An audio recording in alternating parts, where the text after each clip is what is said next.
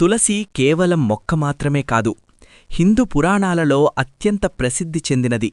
తులసి మొక్కలేని హిందువుల ఇల్లు ఉండదు అంటే అతిశయోక్తి కాదు. తులసి పురాణాల్లోనే కాదు, వైద్యపరంగా కూడా అత్యంత ప్రయోజనాలు కలిగిన మొక్క. తులసి అంటేనే పవిత్రమైనది.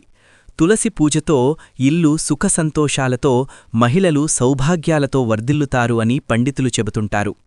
తులసి ఆకులు, కాండం, వేర్లు, విత్తనాలు అన్నీ ఎన్నో ఆరోగ్య ప్రయోజనాలు కలిగించేవే.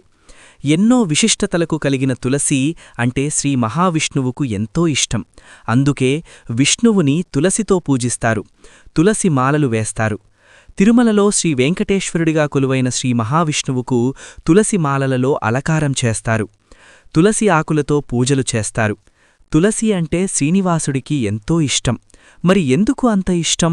తులసి అంటే తులసి ఒక ఆధ్యాత్మిక వృక్షం. వైష్ణవ భక్తులు తులసిమాలలు ధరిస్తారు.